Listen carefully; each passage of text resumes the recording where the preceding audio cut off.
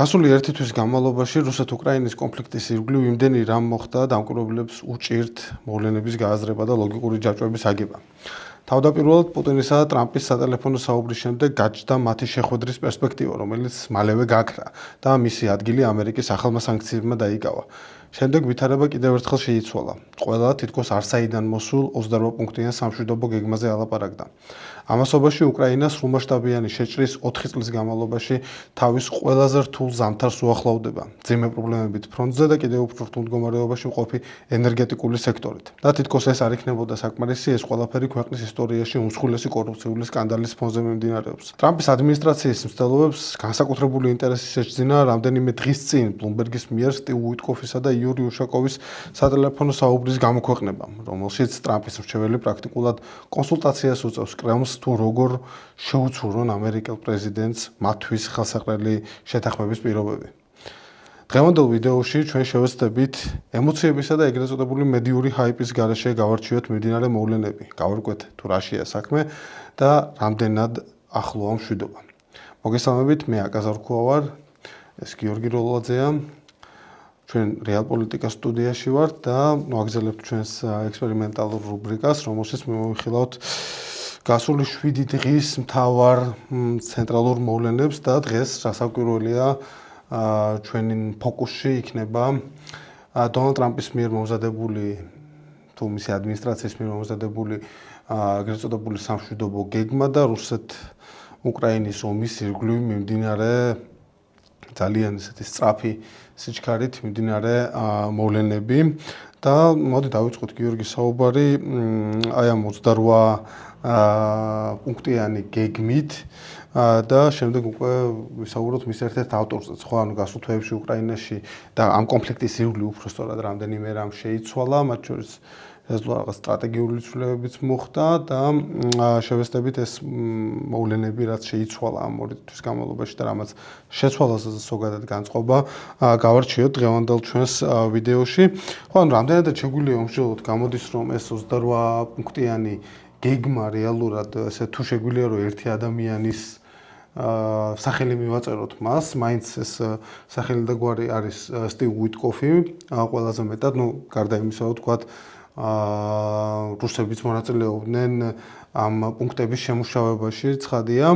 რამდენადაც დასავლური მედიიდან ხდება ცნობილი და ეს პრაქტიკულად მთელი ეს ისტორია სულ ერთი კვირისაა, ხო, შეიძლება ცოტა ცხელია ემოციები. კი, ხო, ანუ ახალია და მიუხედავად ამისა, მაინც თითქოს ისეთი მასშტაბის და ინტენსივობით გამვითარდა მოვლენები, რომ თითქოს არც არის ერთი კვირის და უფრო დიდი ხანია ამაზე ვსაუბრობთ. მაგრამ სინამდვილეში გასულ სამშაბათს დაიწყო რამდენიმე პუბლიკაციით, პირველი გამოცემა, რომელმაც 28 პუნქტიანი გეგმის შესახებ დაწერა, ეს იყო გამოცემა აქსიოსი, სადაც ჩამოთვლილი იყო რაღაც კონკრეტული ასპექტები ამ გეგმის და შემდეგ უკვე მას მოყვა, ვთქვათ, იგივე ვიზიტები უკრაინაში, ამერიკის სახმელეთო ჯარების მდივნის და ასე შემდეგ და საბოლოოდ ვარსდები ეს 28 თითქოს და 28 პუნქტიანი გეგმა სრულად გამოაქვეყნა უკრაინულმა დეპუტატმა გონჩარენკომ, შემდეგ უკვე გამოაქვეყნა სხვა მედიებშიც, კი, აქსიოსმა ასევე გამოაქვეყნა ცალკეული დოკუმენტი, რომელიც ეხება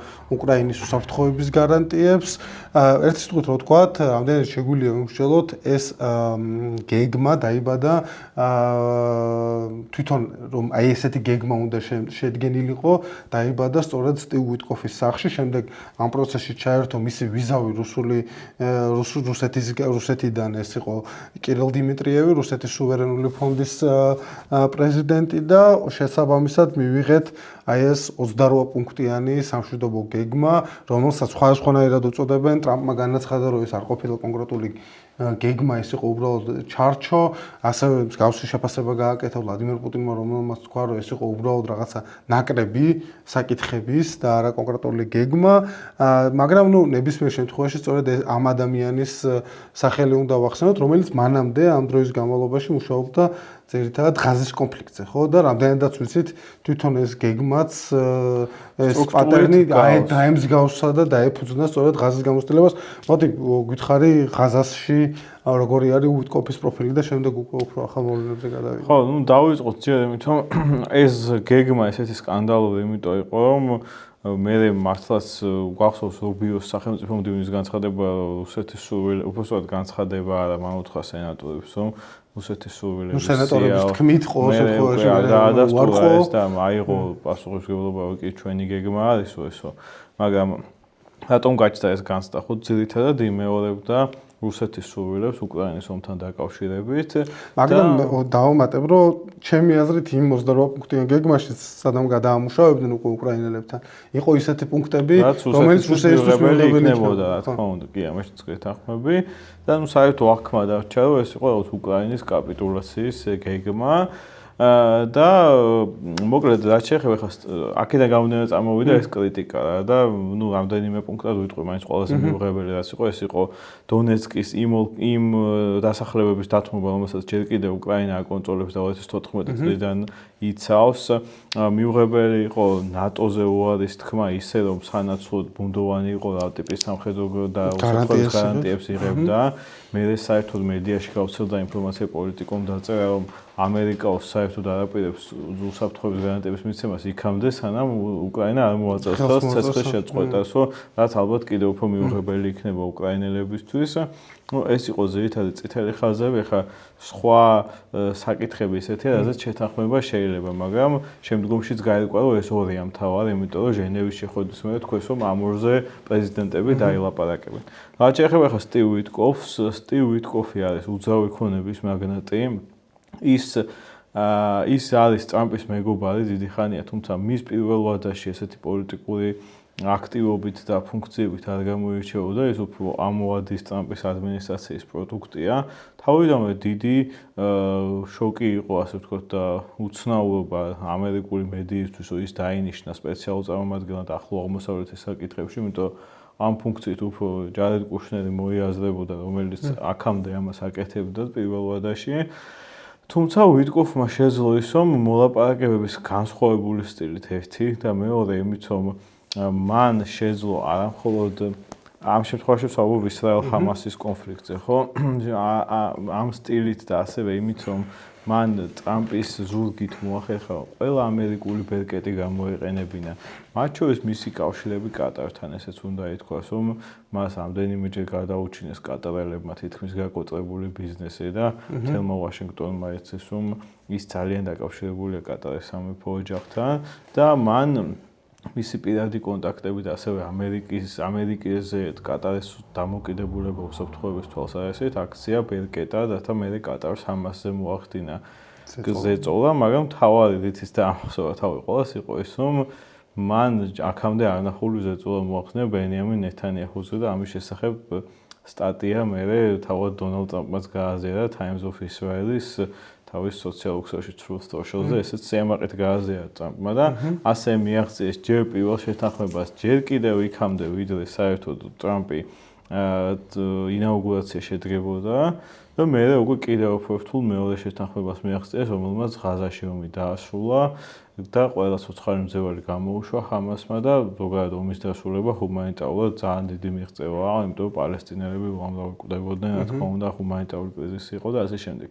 ამ ორმა შეთანხმებამ მას შესძინა განსაკუთრებული ავტორიტეტი დონალდ ტრამპის თვალში და იმ ტრამპის ტულწრეებში, რომლებიც იდეაში თავიდანვე არ უყურებდნენ მას ცუდად, მაგრამ ის იქცა არა უბრალოდ რაღაც ახლო აღმოსავლეთში მის სპეციალურ წარმომადგენლად, იქცა ტრამპის თავად მომლაპარაკებლად, ხო და ფათაშორის ნეთანიაჰუსაც ეგ სტილი აქვს, რომ ისრაელს ყავს საგარეო საქმეთა მინისტრი, მაგრამ ყავს კიდე უბრალოდ ახლა გადადგა, ყავდა სტრატეგიული საკითხების მინისტრი რონ დერმერი, რომელიც იყო რეალური საგარეო საქმეთა მინისტრი. ანუ ყველაზე მნიშვნელოვან საკითხებზე ისაკეთებს და გიდეონ საარის არჩევებს ხსნის აფრიკაში. რუსეთშიც დაახლოებით გავს ის ახლა ლაპარაკობენ ლავროვის იმაზე, მაგრამ აი მახსოვს მე ჯერ კიდე აი რაღაც მედვედევის წლებში და პუტინის ადრეულ ვადებში, რომ რუსულ პრესაში ხშირად იწერებოდა ესე, რომ ამერიკასთან ურთიერთობები ლავროვის გადასაწყვეტი არაა და ამ კონტექსტში ხშირად ახსენებდნენ სწორედ უშაკოვის ფიგურას, რომელიც გავლენით ხშირად მოიაზრება, რომ აი მნიშვნელოვან პრიორიტეტულ საკითხებზე კრემლისთვის არანაკლებ ავტორიტეტული არის უშაკოვი ლავროვზე, რაღაცა ეთყობა ესეთი პატერნი არის. ხო, იმიტომ დავიწყეთ, რომ ამას უკავშირდება ეს 28 პუნქტიანი გეგმა, როდესაც შედგა საბოლოოდ ხამასის და ისრაელის შეთანხმება. 20 პუნქტიანი. 21 პუნქტიანი. არა, მე ვგულისხმობ 28 პუნქტი. უკვე უკრაინის საკითხზე გეგმა საიდან წამოვიდა. დასრულდა ეს მათი ვიზიტი და როდესაც მოფრინავდნენ დასავლურ მედიაში დაიწერა, მაშინ კუშნერი და სტივ ვიტკოფი თვითმფრინავში დაიწყეს უკვე მსჯელობა, რომ აი ამ ჩარჩოს მსგავსი გეგმა ხო არ დავწეროთ უკრაინა-რუსეთის ომის საკითხზე და ამ ჩარჩომ თუ იმუშავა ამ კონფლიქტში, რატო არ შეიძლება აქ იმუშაოს? Ну, შეიძლება რაღაც ლოგიკა ამაში იყოს, მაგრამ აბსოლუტურად სხვადასხვა კონფლიქტებია ეს, სხვადასხვა ძალთა ბალანსია მხარეებს შორის და ასე შემდეგ და მოკლედ აი აქედან წამოვიდა ეს იდეა. თავად 28 პუნქტიანი გეგმის რეალური ავტორი ვინ არის, ალბათ ამის თქმა შეუძლებელია. ალბათ რეალობა არის ის, რომ მრავალი ავტორი ყავს რაღაცა სუვილები გამოგზავნეს რუსებმა თავისი, ამერიკელებს ჰქონდათ თავისი ხედვა ამასთან დაკავშირებით, ბოლოს მე გააცნეს რუსტემ უმეროვს უშიშროების საბჭოს მდივანს უკრაინის სახში ურეკავენ, ხო, ურეკავენ ამავე შეხვედრიდან ურეკავენ ზელენსკის და ცდილობენ რომ ტელეფონით უთხრან, ხო, ეს პუნქტები და შემდეგ რა ხდება? ანუ შემდეგ მიდის დენდრის სკოლი და მოდი ამ ადამიანზეც გითხარი ერთი ორი სიტყვა. მოდი ჯერ ეს დავაშულოთ ამ გეგმაზე მსჯელობა, რომ ანუ აქ მე ამერიკის ადმინისტრაციამ სცადა თქმა, რომ უკრაინის სრულებიც გავითვალისწინეთ, მაგრამ როგორც მედიაში გავრცელებული ცნობებით ვიცით, უმეროვმა უბრალოდ მოისმინა ეს გეგმა და იმის მერე რაღაც კოლექტირება არ მომხდარა.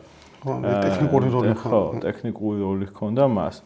ასევე ჩნდება დენდრის სკოლი, რომელიც არის არმიის დივანი, ასე ვთქვათ, ის არის ჯეი-დი ვენსის კურსელი, პოლიტიკური შეხედულებები მათი ემთხვევა ერთმანეთს, ისიც ერაყის ომის ვეტერანი და მან ასევე ვიცით, რომ კით კელოგი უკრაინის საკითხებში სპეციალური წარმომადგენელი, რომელიც უკვე აღარ ფიგურირებს არაფერში, ტოვებს ვიცით ამ თანამდებობას მომავალი წლის იანვრიდან და სავარაუდოდ დრის სკოლის ჩაანაცვლებს, მაგრამ ეს ფუნქცია მან უკვე აიღო არაფორმალურად, დე-ფაქტო და დრის სკოლი ფიგურირებს იმაში, რომ მას ჰქონდა რამდენიმე შეხვედრა, ერთი უკრაინელებთან და მეორე ევროპელებთან. ანუ სწორედ მას დაევალა ამ გეგმის ჩატანა კომუნიკაცია და ის ჩადეს რაღაც უხეში სამხედრო რიტორიკით იქ, ოღონდ არა უკრაინის მხარდასაჭერი, ეს რიტორიკა ის რომ თქვენ დონბას მაინც დაკარგავთ, თუ ახლა არ დათმობთ ეს წელიწადში რუსები მაინც აიღებენ.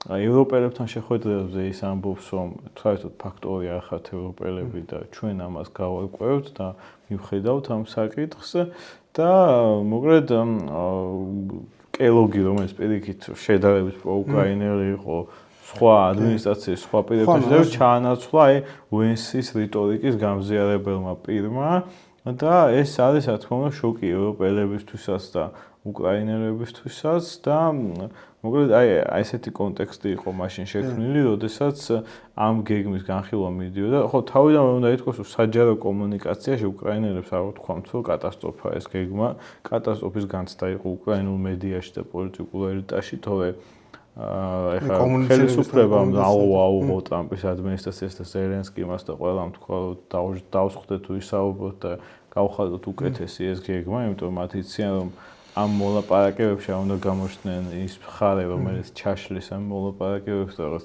ომის პარტია უნდა გამოჩნდნენ. ეხლა ამის მტკიცება რო სჭირდება უკრაინას ეს ტრაგედია უბრალოდ, მაგრამ ამ ცხოვრობ ეგეთ სამყაროში ვცხოვრობთ და მოკლედ, აქამდე მივიდა ეს მოლაპარაკებები. საბოლოოდ ის გეგმა ხო, ასთავარია დრის სკოლი ასევე ემუქრებოდა უკრაინელებს, რომ თუ ამ გეგმას არ მოაწერდნენ ხელს, ამერიკის შეერთებული შტატები შეუწყვეთ და ნატოს ხაზით მიყიდვას იარაღის უკრაინას და ასევე სადაზვერვო ინფორმაციის გაზიარება, სადაც განსაკუთრებით მნიშვნელოვანია უკრაინისთვის. და მოკლედ შემდგომში ჩემი აზრით მე აღქმა მრჩება, რომ ეს რადიკალური ხაზი არა მთელი ადმინისტრაციის პოზიცია, იმიტომ რომ მე ჟენევაში შედგება შეხვედრა და უკვე კი, ამაზე მე მოგვიანებით ვისაუბრეთ, მაგრამ მოდი ეხლა გადავიდეთ თვითონ, ანუ ზოგადად კონტექსტში რომ ჩასვა იმ ადამიანებისთვისაც კი, ვინც ძალიან ახლოს უყურებენ ამ კონფლიქტს, ადევნებენ თვალს, მათთვისაც გასაოცარი არის სიჩქარე და ამპლიტუდა ამ რყევების, ხო, თუნდაც ტრამპის ადმინისტრაციის ირგვლივ. და რა ხდება, ხო, ან როგორ იცვლება და რამდენად სწრაფად იცვლება ტრამპის მიდგომები, იმიტომ რომ ჯერ კიდევ გვახსოვს რაღაც სხვანაირი განცხადებები ცოტა ხნის წინ, ხო, რომ ოკვირიანი დედლაინები და ოკვირიანი დედლაინები და ასე შემდეგ. კი, მაგრამ აი სწორედ ამ კონტექსტში ჩემი აზრით ძალიან მნიშვნელოვანია აი მუშაკოვის და უიტკოფის სატელეფონო საუბრის მომენტი, რომელიც ჩვენ გავაშუქეთ, შეგიძლიათ ნახოთ ორივე ტექსტი სრულად ამ სატელეფონო საუბრის და ასევე ზოგადად ანალიზიც რეალ პოლიტიკას მასალებში და მოდი ვთქვათ, რა კონტექსტში მიმდინარეობდა, ხო, მოდი ჯერ ვთქვათ, რა ხდება ამ სატელეფონო საუბარში, ხო, ანუ ეს სატელეფონო საუბარი არის აი იმ დღეს, როდესაც შენახსენე რომ უიტკოფი უკან ბრუნდებოდა ღაზაში, უკვე როგორც ჩანს ეს სატელეფონო საუბარი დაგეგმილი იყო. წინადღით გაიმართა პრეზიდენტ ტრამპის გამოსვლა კნესეთში და თუ არ ვცდები 2008 წლის შემდეგ პირველი შემთხვევა იყო, როცა ამერიკელმა პრეზიდენტმა შეიხშე სამიტი იმავე დღეს, სადაც ძალიან ბევრი ქვეყანა მთელი მსოფლიოდან. კი, ანუ ტრამპი არის, ტრამპის თავისი საგარეო პოლიტიკური ტრიუმფალური ტურნე აქვს რაღაცნაირი. პირველი დიდი საგარეო პოლიტიკური ტრიუმფი აქვს მას.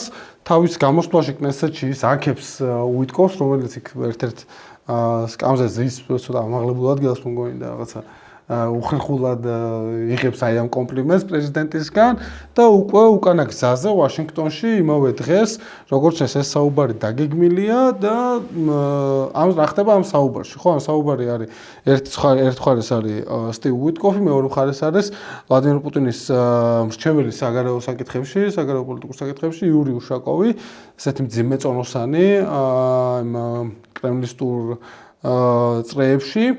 და საუბარი იწყება რაღაც ძალიან ესეთი სასახად კეთილ განწყობილი საუბარი არის, ესე ტონში, მეგობრულ ტონში და მთავარი აქ ის არის, რომ რეალურად სტივ უიტკოფი აძლევს კონკრეტულ რჩევებს თუ როგორ უნდა მიოდგნენ ტრამპს, ან ხო როგორ უნდა მიოდგნენ, რაზე უნდა ესაუბრნონ, როდის უნდა ესაუბრონ და აქ ეს ამას საკონცერტო მნიშვნელობა აქვს, სწორედ უიტკოფი ურჩევს უშაკოვს, რომ პუტინმა მოითხოვოს, კრემლმა მოითხოვოს საუბარი დონალდ ტრამპთან ზელენსკის ჩასვლამდე ვაშინგტონში, რომელიც 17 ოქტომბერს უნდა შემდგარიყო და მიულოცოს ღაზაში ტრიუმფალური წარმატება და ამით ახლა ეს რუსებმა ესედაც იციან, კიდევ ერთხელ უხსნობს, რომ როგორ ახარებს ესეთი რაღაცები ტრამპს და უმყარებს იმ განცდას, რომ ტრამპის სახელმწიფოებრივად არ უყურებს საგარეო პოლიტიკას, ის უყურებს ლიდერებთან, სი ძინპინი ჩემი მეგობარი, ან არ არის ჩემი მეგობარი. პუტინი მე პატივს ვცემს, ან არ ვცემს. ამ რაღაც დეტალებს არ აქცევს ყოველთვის. ხო, ანუ ეს სიტუაცია არის და ეს უიტკოფი პრაქტიკულად ეხმარება აი ამ ტრამპის გონების წაკითხვაში. კონკრეტულ რჩევებს აძლევს, ზუსტი შეფასებაა ნამდვილად ტრამპის გონების წაკითხვაში. ეხმარება და აძლევს კონკრეტულ რჩევებსთან როგორ გამოიყენოს, ხო, ეს თქვა სიტუაცია, რომ როდის დარეკონ, რა უთხრან, რაზე გაამახვილონ ყურადღება, უთხრან რომ აი ჩვენ დაინტერესებული ვართ ისეთი გეგმით, როგორც თქვენ გქონდათ თქვათ ღაზაში და ღია ვართ ესეთი რამის განსახილველად და ამის თავის აჯენდასაც წინ წევს პრაქტიკულად უიტკოფი, რომ უკვე მას და ჯარედ კუშნერს და მას თვითმფრინავში ასაუბრები აქვთ იმაზე, რომ ესეთი გეგმა უნდა შედგეს.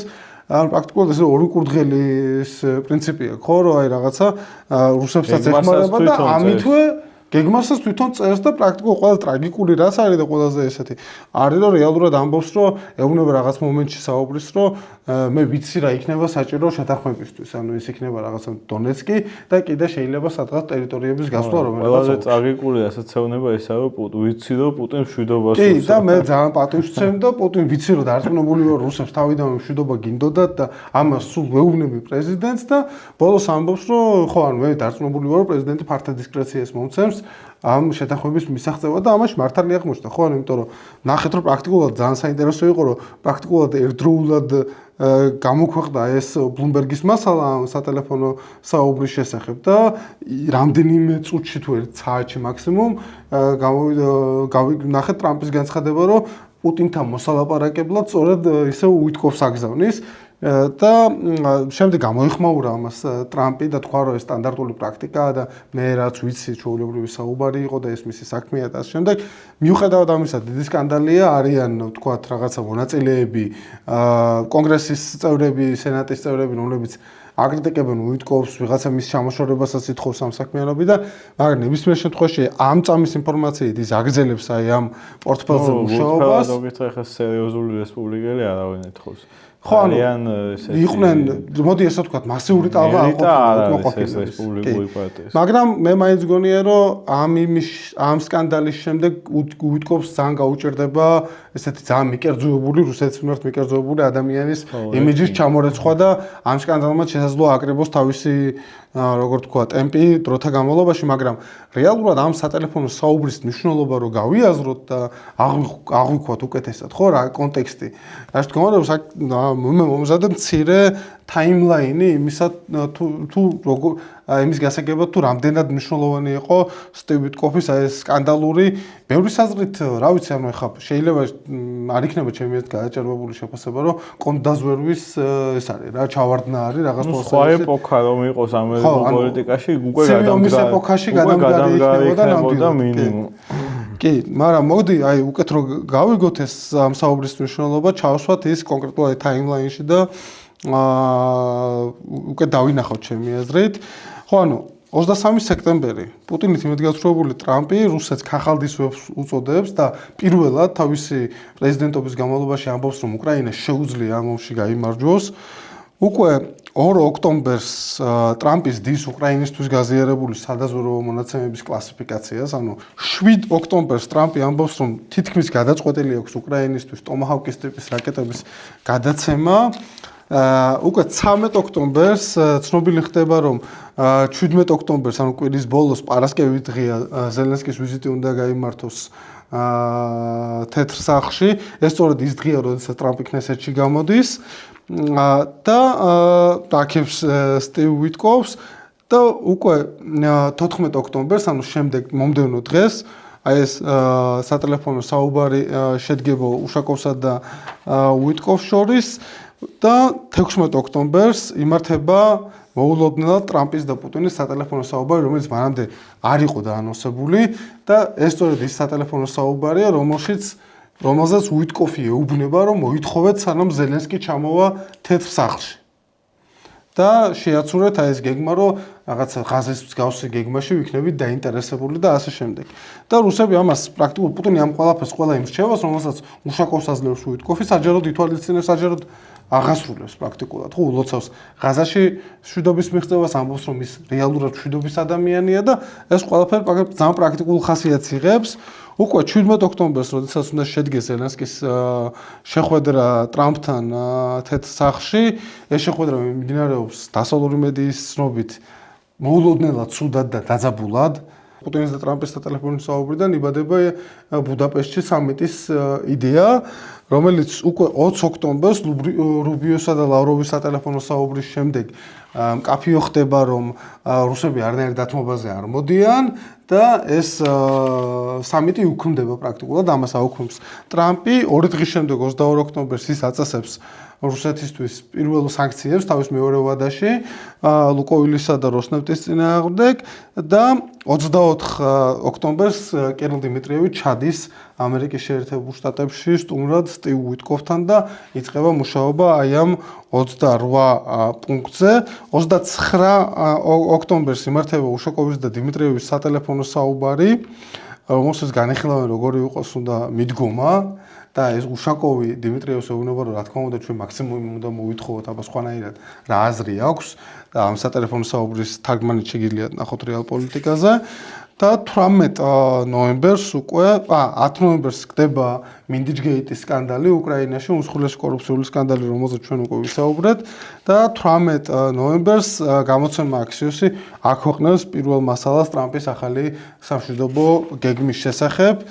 და ხო ანუ და ამ დროიდან მოყოლებული პრაქტიკულად უკრაინა ჩადის რაც ვისაუბრეთ უკვე დრიშკოლი კიევში და უკრაინა ექცევა პრაქტიკულად ესეთი მზარდი პოლიტიკური და ინფორმაციული წნეხის ქვეშ და ეს წნეხი შემცირდება მხოლოდ და მხოლოდ აი ამ ჟენევაში გამართულ შეხვედრისას, რომელზეც გადაამუშავებენ 28 პუნქტს და 19 პუნქტამდე დაიყვანენ და თქვათ რაღაცა უკრაინელები იტყვიან რომ მივახციეთ რაღაც საერთო გაგებას ომის დასასრულთან დაკავშირებით, მაგრამ აქვე უკვე აი ამავე პერიოდში იმართება ესეთი შეხვედრა, რომელსაც მასალა გუშინ გამოაქვეყნა იმავე აქსიოსმა.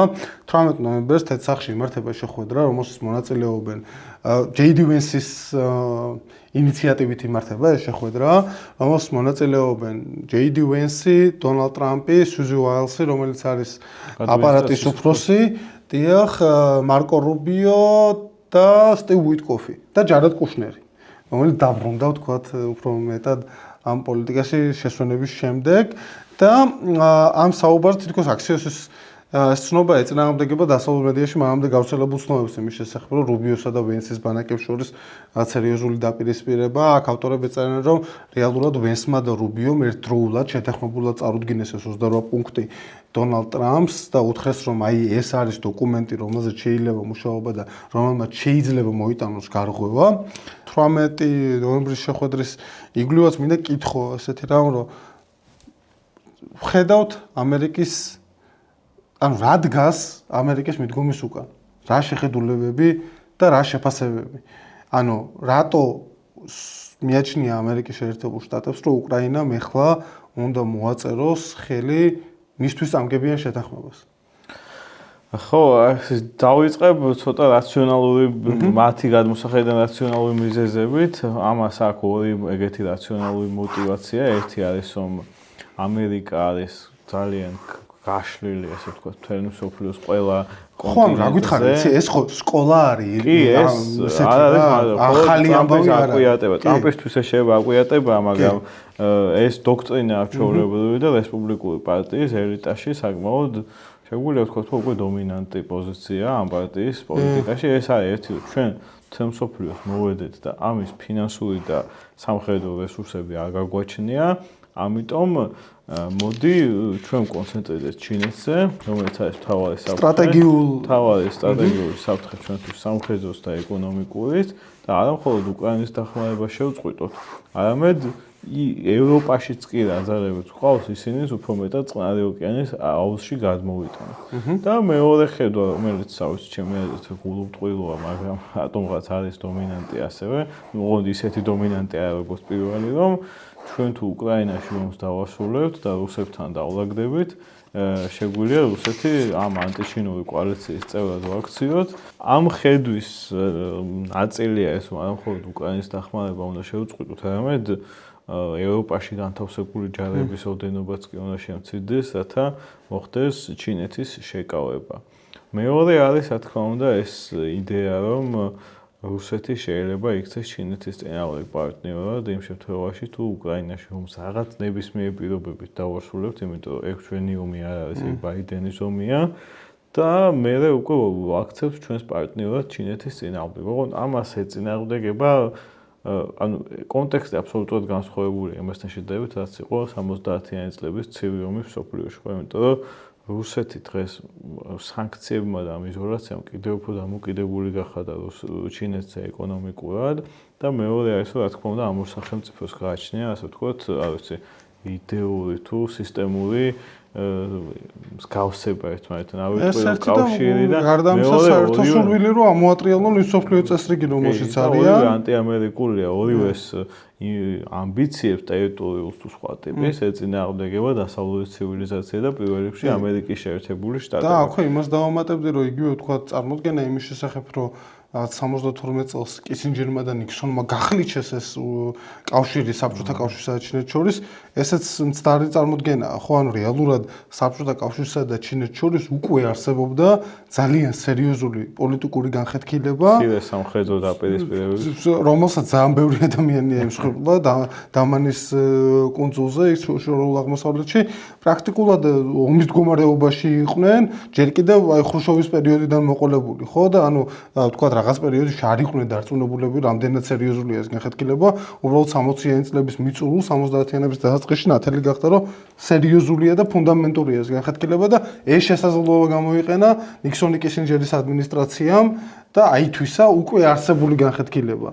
და ეხლა ტრამპი ცდილობს იქაც განხეთქილება არ არსებობს. პირიქით, სრული ჰარმონია. პირიქით, უფრო მეტი თანხმობა არსებობს, ხო, ბოდიში რო გავაწყვეტინე. კი, და ამ მესამე ფაქტორს ასაც დავამატებდი არის, რომ შიდა პოლიტიკური, ელექტორალური პოპულიზმი, მაინც პოპულიზმზე დგას ახლა ამერიკის ეს ადმინისტრაცია, რაც არის, რომ ჩვენ ქვეყნის გარეთ თეთრი აღარ უნდა და ცენტი აღარ უნდა დავხარჯოთ და ყველაფერი ჩვენ ქვეყანას. ნებისმიერ ტრაგედია ესაა, რომ კულტურული ომების ყვე გახდა უკრაინა. ანუ ყოველ შემთხვევაში ისე არ არის საქმე, რომ 80%-ია წინააღმდეგებოდეს, ან არც ისაა საქმე, რომ ეხლა ტრამპის ადმინისტრაციის მთავარი მიზანი რაცაა ეკონომიკური დეფიციტი შევამციროთ 60 მილიარდი დოლარი თუ რამდენიც იქნება უკრაინის დასახმარებლად საჭიროდ ყოველწლიურად, ეგ ნამდვილად დიდ გავლენას ვერ მოახდენს, იმიტომ რომ დეფიციტი ტრილიონებია, როგორც მახსოვს, ხო, აქედან გამომდინარე.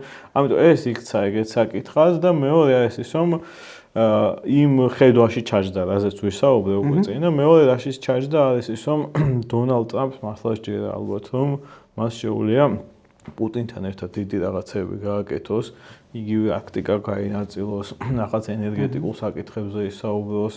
მოკლედ, მსოფლიოში ბევრი რაღაცის გადაწყვეტა შეუძლია იმ შემთხვევაში, თუ ეს ომი მათ ურთიერთობაში წინაღობა არ იქნება.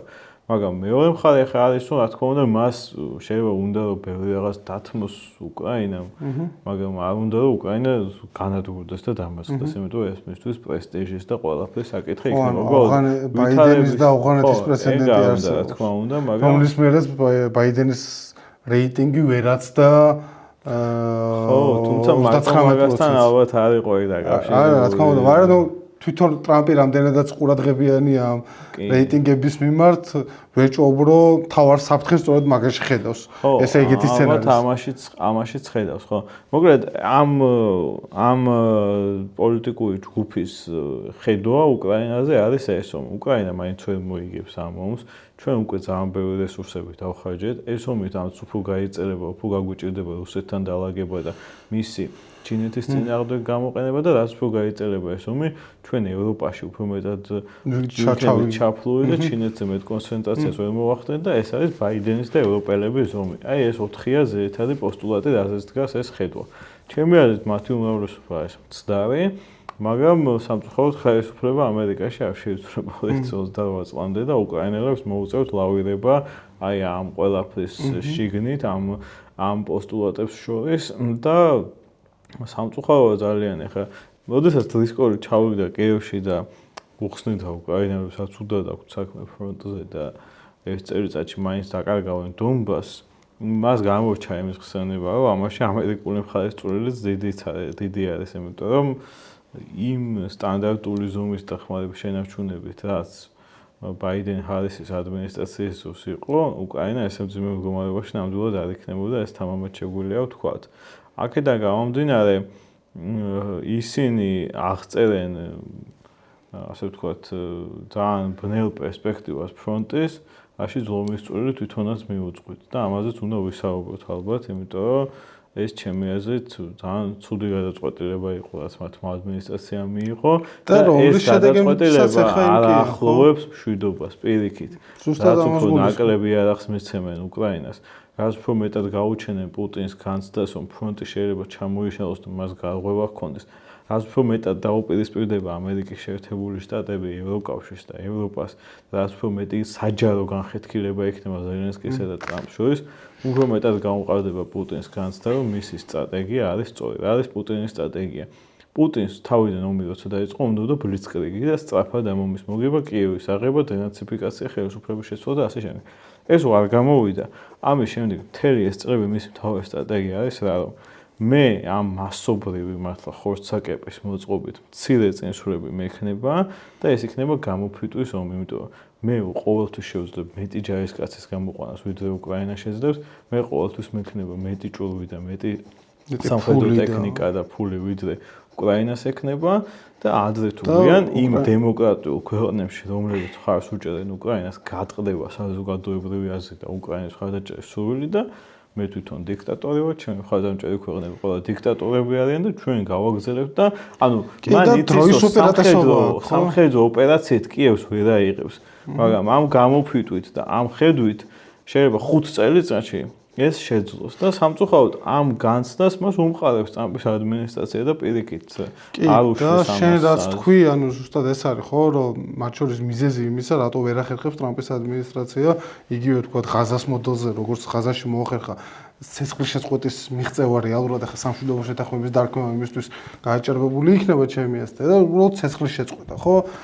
რატომაც ვერ მოახერხა არის ის რომ რეალურად მან თავიდანვე ვარი თქვა აი ამ ძლიერ ბერკეტზე პუტინის იძულების და გამოცხადა ვთქვათ რაღაცა ამ თავის წინასაარჩევნო პერიოდში მის შესახებ რომ ჩვენი სლოგანი იქნება ეს რეიგანისტული ძალა მშვიდობა ძალის მეშვეობით და ასე შემდეგ მაგრამ States you needed peace through strength. They needed to recognize we will achieve peace through strength. We will again have peace through strength. That's all it is. აღმოჩნდა რომ ამ ძალის გამოყენებაზე რუსეთის მიმართ თავიდანვე ვარი თქვა და პრაქტიკულად ეს ძალა მთელი ამ ერთი წლის განმავლობაში მიმართული იყო უკრაინის წინააღმდეგ რომ უკრაინელებს შეეკვეცათ თავიანთი მოლოდინები, თავიანთი მოთხოვნები, შეგუებოდნენ და თქვათ რაღაცნაირად შეგუებოდნენ აი იმას რომ ხა რუსეთისთვის მოგებიან პირობებზე მოეწერათ ხელი და ხედავთ აი ამ ერთ წრეზე ტრიალს, ხო? მე თავის მხრივ არც იმას არ გამორიცხავდი, რომ ესეც ერთ-ერთი წრე არის რა. სხვადასხვა რაოდენობის პუნქტიან გეგმა ალბათ დაიდება. და ერთი რაღაც უნდა ითქვას, ხო? ყოველი ესეთი სამშვიდობო თუ ცეცხლის შეწყვეტის შესახება ასახავს რაღაც რეალობას ფრონტზე. და დღეს ახლა ჩვენ ბევრი ვისაუბრებთ რომ უკრაინას რაღაც უჭირს და ესე ეგრეთ არ უჭირს უკრაინას როგორი პუნქტებით ამ შეთანხმებაშია. ხო, ანუ ამაზე ჩვენ მოამზადებთ რაღაც მასალებს მომდენო კვირაში, რამდენად შეუძლია რუსეთს აიღოს თქვა დონეცკის დარჩენილი ნაწილი, რა არის რეალური მდგომარეობა ფრონტზე, მაგრამ თავის მხრივ აი პუტინის რეაქცია რაც თქვი აბსოლუტურად მართალია, ხო, ის უყურებს ამ ყველაფერს და გუშინ ქონდა მას ორი რეაქცია ქონდა აი ამ გეგმაზე, ტრამპის მიერ წარმოქმნილ გეგმაზე და ეს იყო ერთი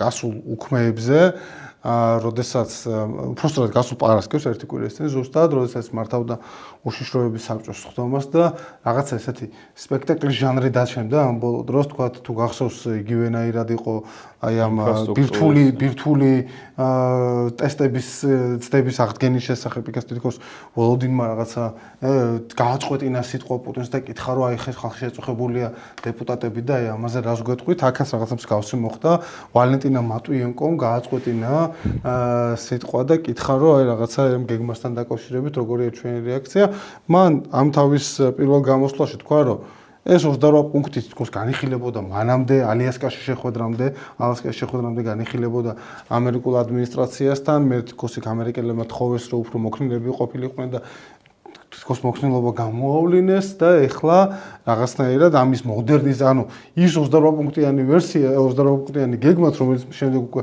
ჟენევაში გადაკეთდა თავის მხრივ პუტინის აზრით უკვე მოდერნიზებული იყო იმისგან რასაც ამერიკელებსთან მანამდე განიხილავდა და პრაქტიკულად მის რეაქცია იყო რომ ოკეი ჩვენ მზად ვართ რომ ამაზე დავჯდეთ და ვიმუშაოთ ოღონდ მისთვის დამახასიათებელი ესეთი ძიმე იურიდიულ სამუშაოს გულისხმობს სადაც ყველა სიტყვა და რაღაც ესე ძალიან დეტალურად უნდა შეთანხმდეს და მზად ვართ რომ ამაზე ვიმუშაოთ მაგრამ იმავე გამოსვლაში პრაქტიკულად ხაზი გაუსვა რომ თუ კი ეს 28 პუნქტიანი გეგმა შეიცვლება მხოლოდ რუსეთის სასარგებლოდ უნდა შეიცვალოს რომ ანუ აი ამაზე უფრო მეტზე წამსვლელი თითქოს არ იყო, მაგრამ მიუხედავად ამისა იყო მეორე რეაქცია უკვე რომელიც გუშინ მივიღეთ, ეს იყო ყირგიზეთში მან დაასრულა ორდღიანი სახელმწიფო ვიზიტი, რომლის შემაჯამებელი პრესკონფერენციაც გამართა და ამ ერთსაათიან პრესკონფერენციაში თქვა, რომ მათ შორის მზად არის მოსკოვი ისაუბროს ამ 28 პუნქტიანი გეგმის უკვე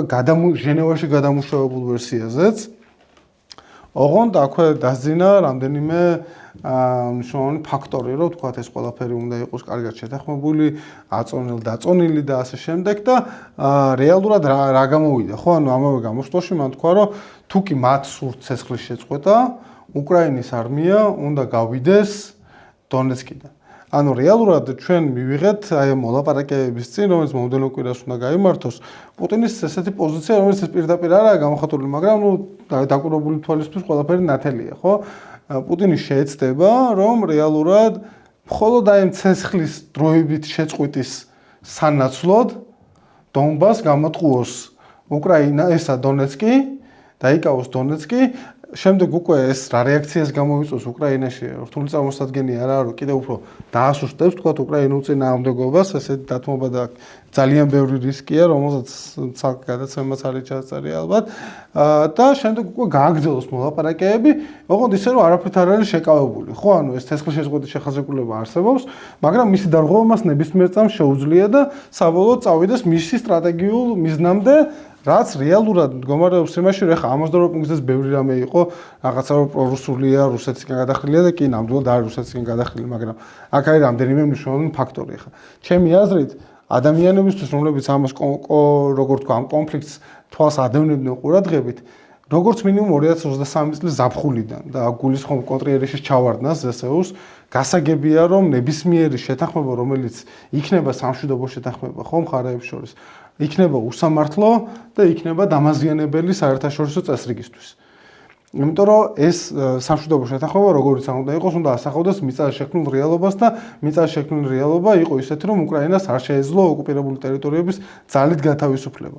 ეხლა რაზეც მიმდინარეობს მოლაპარაკებები, ეს არის მოლაპარაკებები იმის შესახებ, თუ რამდენად საზიანო და რამდენად ამორალური იქნება ეს სამშვიდობო შეთანხმება, მაგრამ თავის მხრივ პუტინს რო დაუბრუნდეთ, მისი სტრატეგია ძალიან ესეთი არის, ეშმაკური არის რა, მე ვიტყოდი, ესეთი გაიძვერული ცოტა, რომ რეალურად მას სურს, რომ შეეცდება, რომ არც ერთ შემთხვევაში არ აყირაოს მაგიდა, არ გამოჩნდეს, რომ მისი მიზეზით ვერ ხდება შეთანხმება, შექმნას რაღაცა ამის ხილვადობა. აყირაოს, კაცო, პირიქით ცალკე კამპანია აქვს ამაზე, რომ ევროპელებს არ უნდათ ომის დამთავრება, თორე რუსებს და ამერიკელებს უნდათ. დაუბრუნდეთ ამ პუტინის საკითხს, ეს არის, რომ რეალურად ის ხედავს შესაძლებლობას, მას არ სურს, რომ გაიფუჭოს ურთიერთობები ტრამპთან და შენ რაც თქვი, ის დარწმუნებულია, რომ ადრე თუ გვიან მიაღწევს თავის მიზანს სამხედრო ძალით. ანუ მისი პოზიცია რა არის, ხო, რომ ჩვენ შეგვიძლია ვილაპარაკოთ, ოღონდ ვილაპარაკებთ ჩემს პირობებზე. თუ თქვენ ეს არ მოგწონთ, მაშინ ხო, გაგრძელდება ომი და მაინც მივახცევთ სასურველ მიზანს, რაც გქონდა ჩაფიქრებული. ამიტომ გონია, რომ ეს და 10 წუთი ამ 1 საათიანი კონფერენციიდან ისაუბრა ფრონტზე მიმდინარე მოვლენების შესახებ. ყველა მიმართულებით რუსეთის არმიას რაღაცა ესაა გრანდიოზული არარსებული ქალაქის და არარსებული ქალაქების მიმართულებით, კომსომოლსკის თუ რაღაც სხვა მიმართულებით. მაგრამ ნუ ის დარწმუნებულია, რომ დროის საკითხია ფრონტის ჩამოშლა. და დროის საკითხია მისი მაქსიმალისტური, რეალურად მაქსიმალისტური მიზნების მიღწევა, რაც 28 პუნქტში არ შედიოდა, იმიტომ რომ მაქსიმალისტური მიზანი პუტინისთვის და რაც რამდენი გეგმაც არ უნდა დაიწეროს, რამდენ პუნქტიანიც არ უნდა იყოს ეს გეგმები, საბოლოოდ თუ იქ არ იქნება რუსეთთან მეგობრული, მარიონეტული უკრაინული მთავრობის პუნქტი, ეს იქნება პუტინისთვის მიუღებელი. იმიტომ რომ რეალურად მან ეს ომი წამოიწყო ცივი ომის შედეგების გადასაწერად. და გავიხსენოთ რითი დაიწყო, ხო, 97 და ასე შემდეგ და ასე შემდეგ. მე ამიტომ გონია, რომ ეს სამშვიდობო შეთანხმებაც განწერულია კრახისთვის, რა თქმა უნდა, ეს სამშვიდობო გეგმა, მაგრამ საქმე ის არის, რომ რეალურად აი ამ რაღაცა მრავალ ტრეკზე მიმდინარე მოლაპარაკებებში და აი ამ განწყობების ფონზე, რაც ჩვენ ვახსენეთ, შეიძლება დაზარალდეს უკრაინის ინტერესები და გაუარესდეს სტრატეგიულ თანასწორ მდგომარეობაში აქ ესაა ხო პრობლემა. კი, და ამის გვეშინია ყველას. მარკ რუტეს განცხადება იყო, რაღაც 5 მილიარდის იარაღი შევისყიდეთ უკრაინისთვის ამ ნატოს Purple-ის პროგრამის ფარგლებში, ხო? რაც ცოტაა ძალიან პირდაპირ უნდა ვთქვა. კი, ცოტაა ძალიან. კი, ცალკეც ეხმარებიან ეს ევროპის ქვეყნები, რასაც საშუალია ყველა ეხმარება, ასევე ევროპას არ უნდა დაუკარგოთ ის, რომ წელიწადში დაახლოებით 50-60 მილიარდს აძლევს უკრაინას საბიუჯეტო დეფიციტის დასაფარად, რომელიც ხელფასებს ფარავს და ხელფასები, პენსიები, სოციალურ ვალდებულებებს, ამ სახელმწიფო ფუნქციონირებს ეს ევროკავშირის დამსახურება, მაგრამ ეს საკმარისი არ არის, ესეც უნდა ვთქვათ, ალბათ. და ანუ ამ კონტექსტში ამერიკის ესეთი პოზიცია ძალიან მძიმე ვითარებას შეაყენებს უკრაინას, ხო? და ასევე ერთი რაღაცა, რაზეც უნდა ვისაუბროთ და შენი აზრიც მაინტერესებს, არის ის, რომ პუტინის რეჟიმი ბოლოს 25 წელი დგას ანტიამერიკანიზმზე, ხო? მე ესე მესმის და მათი პროპაგანდას და ყველაფერიც ამაზეა და Музыка твоя американская. Говно. Musique? Ah, la musique. Elle est très bien, excellent. J'adore. Скоро все ваши Америки, кирдык. წამვაზე დგას ხო ჩვენ წავაგეთ ცივიუმი, დაგვეშალა დიადი იმპერია და ეხლა ცდილობენ მის ბოლომდე ვერ აღადგენენ, მაგრამ რაღაც ნაწილების შემომტკიცებას ისევ, ხო ეს ანუ რუსეთის იმპერიის იმპერიისაცაა და საბჭოთა კავშირისაცაა და რაღაცა მიქსი არის უცნაური. როგორ შეიძლება, როგორ მოხდა ის? ამერიკას ყავს ხელისუფლება, რომელიც ამას ვერ იაზრებს თუ არ იაზრებს თუ არ ვიცი რა დავარქვათ ამას, რომ ეს რეჟიმი და ეს დიქტატორული რეჟიმი პუტინის თხემით ტერფამდე ანტიამერიკანიზმზე დგას და ანტიამერიკულია და რა ვიცი ნებისმიერ საზოგადოებრივ ქუჩის გამოკითხვებს ნახავ რუსეთში თუ ტელევიზორს ჩართავ თუ რას ჩართავ ეფუძნება ამას. კი ანუ მე მგონია რომ აქ რამდენიმე ფაქტორი მე მგონია რომ ადმინისტრაციის არის ხალხი ვინც იაზრებს პუტინის ანტიამერიკანიზმის დონეს, მაგრამ რეალურად გონია რომ აი შენ მიერ დასახელებული არგუმენტები რაც არის, თქო, პრაგმატული არგუმენტები, რომ ჩვენი რესურსები სასრულია, ჩვენ ყველაფერს ვერ დავიცავთ, ასევე აი ამ სკოლაში იზოლაციონისტურში თუ თქვა რაღაცა პრიორიტეტის თუ სკოლაში არსებობს მოსაზრება, რომ ცივიუმის დაშლის შემდეგ ჩვენ გავეცით დაპირებები ისეთი ადგილების დაცვის შესახებ, რომელთა დაცვაც ჩვენი სტრატეგიული ინტერესი არ არის. ნატოს ეთმეტად გაფართოვდა ეს ყველაფერი აი ამ არგუმენტების ჯამი ქმნის აი ამ განწყობას და მეორე ფაქტორი რაც არის ის რომ ეს არ არის ტრადიციული ესეთი კონვენციური ადმინისტრაცია ხო ჩვენ ვისაუბრეთ იმაზე რომ ვიტკოფი თქვა სხვა ადმინისტრაციის შემთხვევაში უკვე გათავისუფლებული იქნებოდა და რაღაცა სენატში და კონგრესში კომიტეტები დაიწყებოდა და ასე შემდეგ არ არის ეს კონვენციური ადმინისტრაცია ეს არის ადმინისტრაცია რომელიც არის უკიდურესად ტრანზაქციული და რომელიც ეს არ არის საგარეო პოლიტიკა არის წარმოება კლასიკური უწყებად შორისი რაღაცა უშიშროების საბჭო სახელმწიფო დეპარტამენტმა არიცოდა სამხედრო მოგება ეს არის ძალიან ესეთი პერსონიფიცირებული ადმინისტრაცია რომლის საგარეო პოლიტიკაც არის მიყვება ტრამპის პერსონალურ ხასიათს და ხშირად ახალ ამბებს ვიღებთ რაღაცა თრუსებიდან და ტვიტებიდან და ასე შემდეგ. ხო, თავის მხრივ ამ უკრაინის მდგომარეობას მინდა ვთქვა, რომ ანუ ესეც ძალიან რთული მდგომარეობა, ამაზე ჩვენც მომზადეთ მასალას, თუმცა ის რასაც აქეთ ამ მხრიდან გვესმის, რომ ფრონტი ჩამოიშლება და ასე შემდეგ, ფრონტი ბოლოს ჩამოიშალა 2022 წლის სექტემბერში ხარკოვის მიმართულებით, როდესაც უკრაინის კონტრიერში დაიწყო. ამის შემდეგ ჩვენ ვერ ვნახეთ რუსეთის კი ის იკავებს ტერიტორიას, მაგრამ ეს არის ფრონტის ჩამოშლა, ეს არის გარღრნა ფრონტის, რომელიც ვერ გადადის ოპერატიულ სიღრმეში. ეს იმას აღნიშნავს, რომ მომავალში ეს უარი თქვას ამ შემოთავაზებაზე და არ დათმოს პირობითად დონეცკი ტერიტორია, რომელიც აქამდე დაიცვა ამდენი წლის განმავლობაში. ვარი თქვას ამ შეთანხმებაზე და გააგრძელოს ომი, ოღონდ იმ რისკით, რომ ამერიკული დახმარების შეწყვეტის ფონზე, ცოცხალი ძალის დანაკრისის ფონზე და სხვა პრობლემების ფონზე მაინც დაკარგავს ამ ტერიტორიას და მიიღებს იგივე სიტუაციას, რისი არიდებაც თავიდან სურდა, ოღონდ კიდევ უფრო უარესი პირობებით. თუმცა არის მეორე გამოწვევაც, ისი გამოცდილებაც ახლა ქართველებსაც გვაქვს აფხაზეთის ომში, რომ რუსეთი მოგიწევს ხელს ცეცხლის შეწყვეტაზე, შენ გამოიყვან ტექნიკას, ჯარს დააბრუნებ სოხუმში მშვიდობიან მოსახლეობას და მე უცებ ისეთ შეტევას დაიწყებენ, რომ შენ ძალა აღარ გაქვს და მე ამის გამოცდილება უკვე უკრაინასაც ნახავ 2015 წელს თუ 14 წელს აღარ მახსოვს ოდის იყო.